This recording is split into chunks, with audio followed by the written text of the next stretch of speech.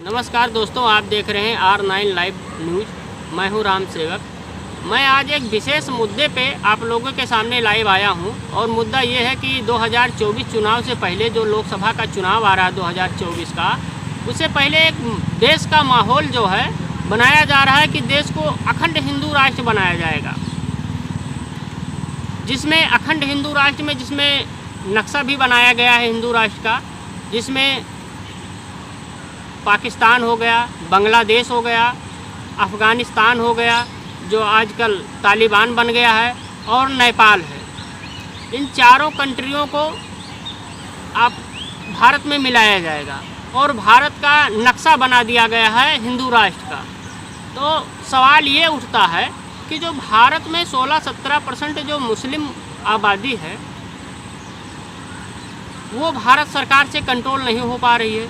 लोग कह रहे हैं कि पश्चिम बंगाल इस्लामीकरण हो गया और कई प्रदेशों को भारत में बता रहे हैं कि इसमें मुस्लिम बाहुल्य क्षेत्र है और इसमें शरिया का कानून लागू हो गया है। अब सवाल ये उठता है कि जब 16-17% जो मुसलमान हैं भारत में वो भारत सरकार से कंट्रोल नहीं हो पा रहे हैं, तो जब 22 करोड़ की जनसंख्या पाकिस्तान की है, 16 करोड़ की मुस्लिम आबादी की जनसंख्या बांग्लादेश की है, अफ़गानिस्तान में मुस्लिम आबादी बाहुल्य क्षेत्र है, जब ये सारे मुस्लिम एक हो जाएंगे, हिंदुस्तान के मुस्लिम एक हो जाएंगे, तो क्या ये भारत अखंड हिंदू राष्ट्र रह पाएगा? जब 1947 में बंटवारा हुआ तब भारत का विभाजन हो गया, जबकि उस टाइम मुसलमानों की जनसंख्या भारत में बहुत कम था, वो माइनॉरिटी में थे और आज भी भारत में माइनॉरिटी में है। और जब ये मेजॉरिटी में आ जाएंगे तो क्या भारत में हिंदू राष्ट्र रह जाएगा? और नेपाल आपका पड़ोसी देश है, वो 50 वर्षों तक हिंदू राष्ट्र था और 50 वर्षों में नेपाल में बहुत जातीय हिंसा हुई, ऊंच नीच की भेदभाव बढ़ा। उसके बाद में नेपाल सरकार को हिंदू राष्ट्र का जो मसौदा था, हिंदू राष्ट्र का जो संविधान था, हिंदू राष्ट्र के जो राजा थे, क्योंकि बिना राजा के हिंदू राष्ट्र की कल्पना नहीं हो सकती, तो जो हिंदू राष्ट्र के राजा थे, हिंदू राष्ट्र का जो मसौदा था उसको ख़त्म करके और सेकुलर देश बनाना पड़ा नेपाल को, और जिसमें 17,000 लोगों की मृत्यु हुई, 17,000 लोग जातीय हिंसा में मारे गए। उसके बाद में नेपाल सेकुलर देश बना। नेपाल के मंत्री का कहना है कि अगर भारत हिंदू राष्ट्र बनता है तो भारत अखंड भारत नहीं रह पाएगा, क्योंकि भारत में जातीय हिंसा बढ़ेगी, ऊंच नीच का भेदभाव बढ़ेगा और भारत विभिन्न टुकड़ों में विभाजन हो जाएगा। जैसा कि पंजाब की बात अगर कर लिया जाए तो जो वहाँ के सिख समुदाय हैं वो अलग देश की मांग कर रहे हैं, मुस्लिम समुदाय जो हैं वो अलग देश की मांग कर रहे हैं। अब जो SC ST OBC हैं, जब उनके प्रति जातीय हिंसा बढ़ेगी तो अलग देश की मांग करेंगे। और हिंदू राष्ट्र में बिना राजा के हिंदू राष्ट्र का निर्माण कैसे होगा? तो सवाल ये उठता है कि भारत में राजा कौन बनेगा?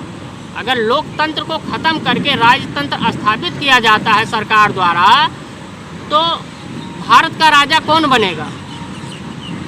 किस जाति का व्यक्ति जो भारत का राजा बनेगा, भारत की कमान संभालेगा?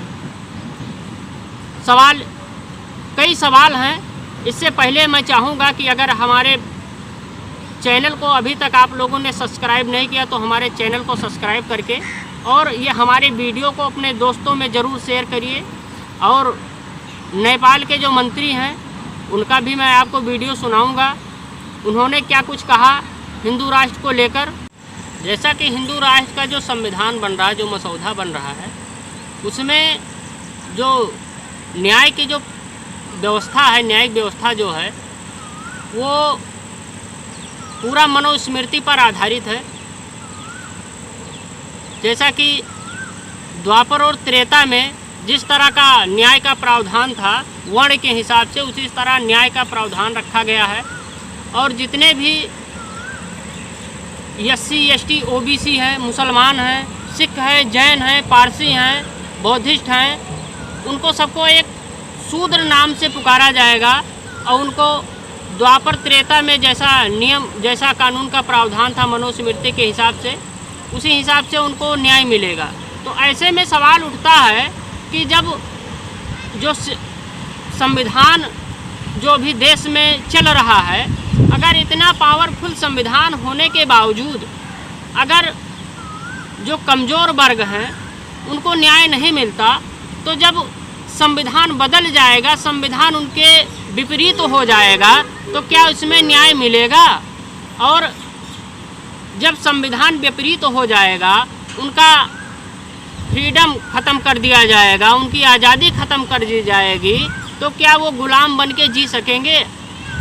ऐसे में देश में जातीय हिंसा बढ़ेगी और हिंदू राष्ट्र की जो कल्पना है वो असल मायने में हिंदू राष्ट्र नहीं है, एक गुलाम बनाने की साजिश चल रही है कि लोकतंत्र को ख़त्म कर दिया जाए और राजतंत्र को स्थापित कर दिया जाए। तो जो लोग हिंदू राष्ट्र को लेकर बहुत उत्साहित हैं, उनसे मेरा सवाल है, क्या आज तक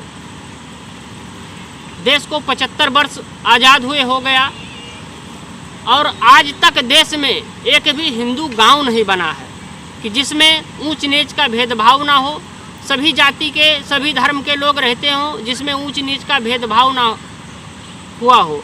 ऐसा आज तक 30 वर्ष की आयु में ऐसा हमने गांव नहीं देखा, ऐसा हमने जिला नहीं देखा, ऐसा हमने ग्राम सभा नहीं देखा कि जिसमें ऊंच नीच का भेदभाव ना हो।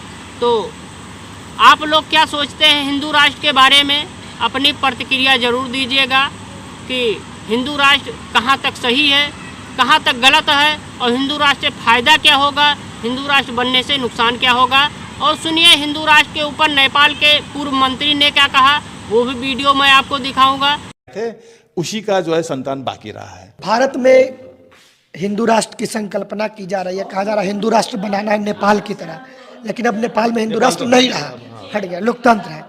और भारत में लोकतांत्रिक व्यवस्था के बाद हिंदू राष्ट्र बनाने की बात की जा रही है, इसको कैसे देखते हैं?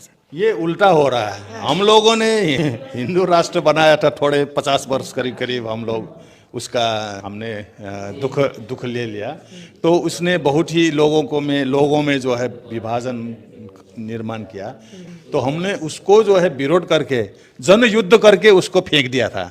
हाँ ना, हिंदू राज्य और हिंदू राजा भी फेंक दिया था, क्योंकि हिंदू राज्य के पास एक राजा भी आता है। तो हिंदू राज्य सिर्फ हिंदू राज्य नहीं होता, राजा होना चाहिए। हिंदू राज्य की व्यवस्था में राजा का स्थान होता है। तो आप भारत में फिर नया राजा क्रिएट करेंगे क्या? भारत जो है हिंदू राष्ट्र बनेगा तो फिर यह हिंदू राजा बिना हिंदू राष्ट्र नहीं होता है। आपको जो हिंदू का शास्त्र पढ़ेंगे, जाति व्यवस्था के बिना भी हिंदू नहीं, जाति व्यवस्था के बिना भी हिंदू। तो हम लोगों ने वो जो हिंदू राज्य कहते थे उसको फेंक दिया। इसको फेंकने के लिए राजा को भी फेंकना पड़ा और जाति व्यवस्था को भी हम लोग जो है फेंक रहे हैं। हम लोग जो कोशिश कर रहे हैं, हम लोग जो है ब्राह्मण वर्सेस हम भी वहाँ मूलवासी का जो है एक संघर्ष हम शुरू कर रहे हैं, क्योंकि समाज में पुनर्निर्माण करना है। तो भारत जो है उल्टी दिशा में जा रहा है, क्योंकि उससे मुक्ति होने के लिए हम लोगों ने वहाँ जो है एक युद्ध करना पड़ा। हाँ, 17,000 लोग भी मर गए। अब यहाँ जो है फिर हिंदू राष्ट्र ले जाने के लिए जो अभी राजनीतिक पार्टी जो है बीजेपी है ना, वो जो है कर रहा है, वो तो उल्टे दिशा में जा रहा है। तो मुझे ताजुब लग रहा है कि अगर भारत हिंदू राष्ट्र चला गया तो यहाँ शांति नहीं होगा, यहाँ अशांति होगा और हिंसा होगा, क्योंकि इसमें जो है कुछ लोग दूसरे लोगों को दमन करते हैं, शोषण उत्पीड़न देते हैं। तो आज के ज़माने में कोई भी शोषित उत्पीड़ित होकर सहकर नहीं बैठ सकते, क्योंकि आज का जो विश्व जो है लोकतांत्रिक उसमें है, सब समानता का वो करना चाहिए। तो भारत को क्या मिलेगा हिंदू राष्ट्र जानने से, मेरा प्रश्न भी है। क्योंकि हम लोगों ने बहुत नेपाल देश जो है हिंदू राज्य होने से बहुत ही विकास नहीं कर पाया, बहुत नीचे चला गया। नेपाल इतना गरीब हो गया, लोग बहुत ही उसमें उत्पीड़न में रहा, तो उससे मुक्ति के लिए जो है हमने उसको फेंकना पड़ा। तो भारत अभी इतना अच्छा काम कर रहा है ना इसमें, लोकतांत्रिक जो बाबा साहब का संविधान की तरह से समानता, शिक्षा, हाँ, रोज बहुत ही उन्नति कर रहा है। हम तो उसी को कॉपी करके हम नेपाल में भी ना लोकतांत्रिक, गणतांत्रिक और धर्मनिरपेक्ष राज्य बनाए। लेकिन अभी ये जो 60-70 वर्ष से जो है ना नया संविधान, जो ब्रिटिश राज जाने के बाद इतना अच्छा संविधान को छोड़कर वो लोग हिंदू राष्ट्र करके इंडिया को क्या फायदा होगा, मेरा प्रश्न है। वो तो इंडिया को डूब लेगा, इंडिया टुकड़ा टुकड़ा हो जाएगा। मेरे हिसाब से इंडिया नहीं रहेगा।